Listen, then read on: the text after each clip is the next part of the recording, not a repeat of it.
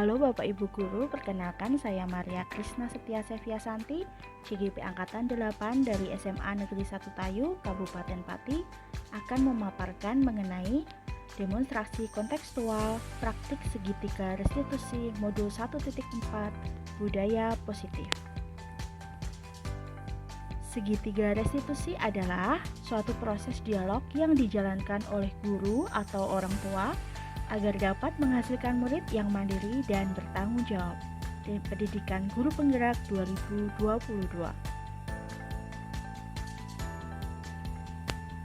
Segitiga restitusi terdiri dari 3 tahapan. 1. Menstabilkan identitas. 2. Validasi tindakan yang salah. 3. Menanyakan keyakinan. Dalam 3 tahapan ini, kita akan bahas satu persatu. 1. Menstabilkan identitas, yaitu berdasarkan prinsipnya membuat kesalahan adalah bagian dari proses pembelajaran. Guru menggeser identitas murid dari identitas gagal ke identitas sukses. 2. Validasi tindakan yang salah, bahwa setiap perilaku berupaya memenuhi suatu kebutuhan tertentu oleh murid. 2. Guru bergeser dari pemikiran stimulus respon ke proaktif. 3. Mengenali dan mengakui kebutuhan murid dapat memperbaiki hubungan dengan murid.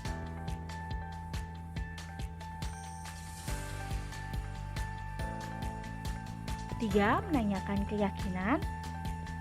Kita pada dasarnya termotivasi secara intrinsik.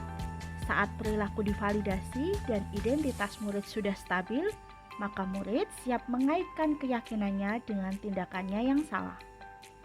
Kasus pertama, saat pembelajaran biologi pertemuan sebelumnya, Buria memberikan tugas kepada siswa kelas 10.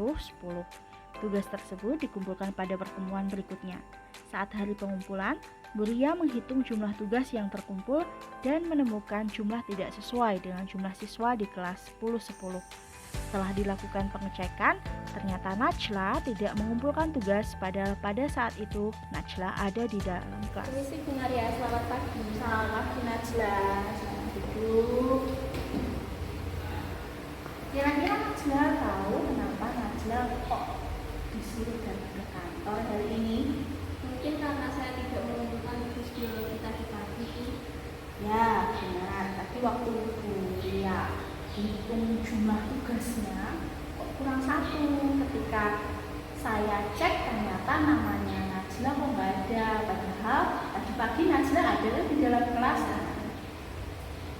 Saya tahu bahwa setiap orang itu pasti akan melakukan kesalahan karena kita kan manusia tidak sempurna. Sama Buria pun juga pasti pernah melakukan kesalahan, tapi yang harus kita tahu bahwa setiap kesalahan yang kita buat itu pasti ada kok alasannya. Nah, di sini kira-kira kenapa ya Najla kok bisa nggak ngumpulin tugas? Saya tadi malam kecapean dan mengantuk karena mengerjakan kegiatan OSIS itu membutuhkan waktu dari 3 sampai malam, sehingga saya tidak ada waktu untuk mengerjakan tugas biologi. Saya berterima kasih karena Najla sudah mau cerita sama saya mengenai agenda kegiatan OSIS ya. Saya pun juga berterima kasih karena Najla sudah mau menjalankan kegiatan OSIS sehingga kegiatan OSIS bisa berjalan dengan lancar. Saya pun juga ikut kegiatannya. Coba kita mundur sejenak menuju ke masa ketika dulu Najla masa orientasi sekolah ya.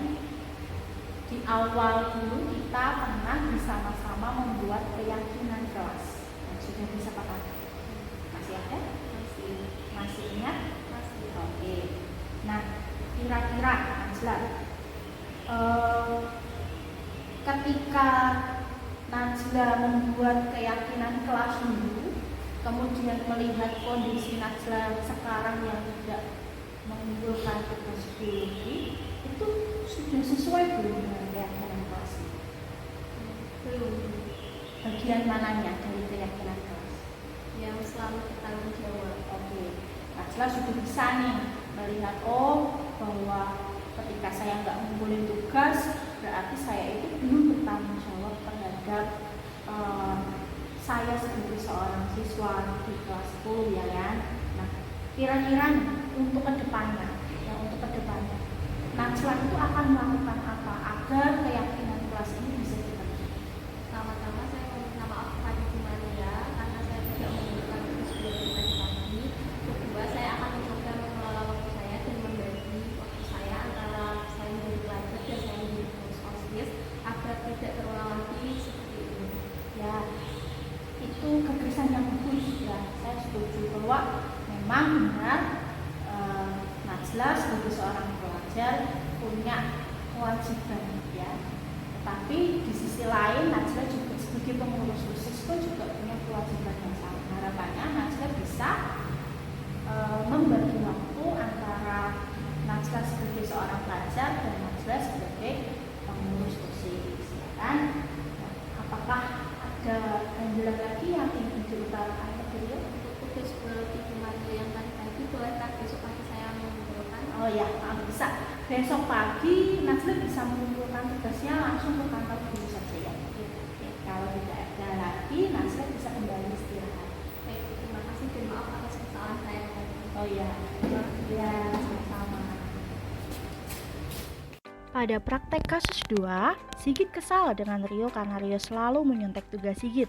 Sigit marah, lalu menggebrak meja karena tidak mampu menahan emosi.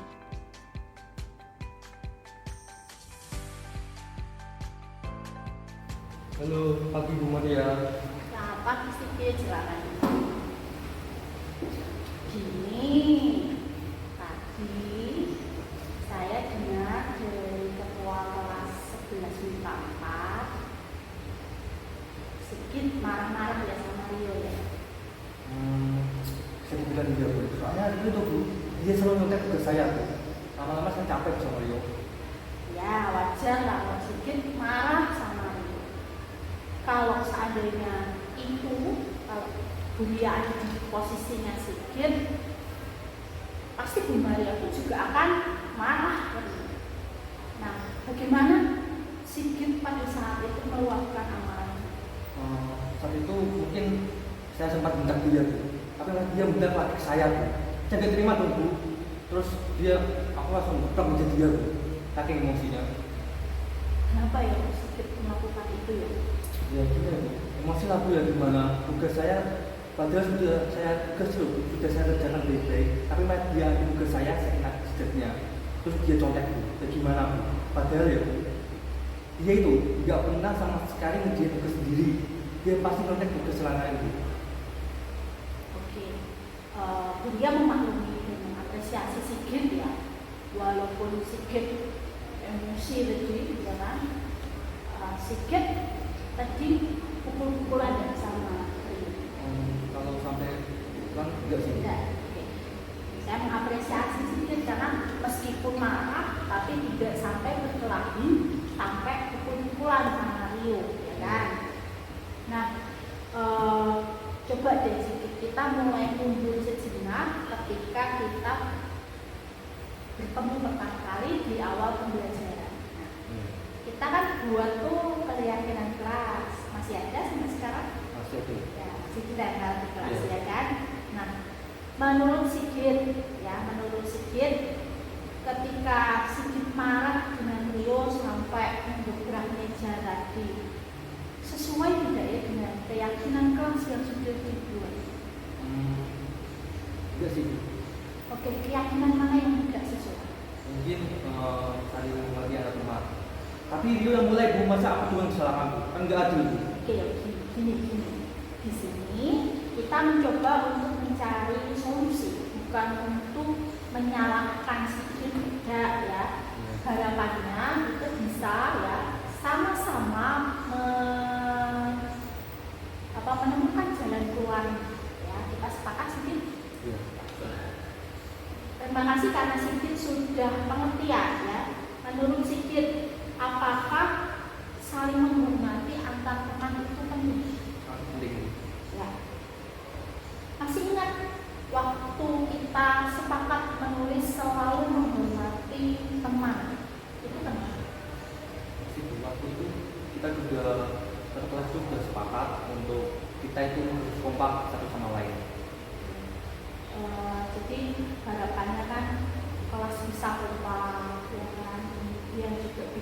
pun bisa saling membantu satu sama lain. Terima kasih Sigit sudah ingat alasan kenapa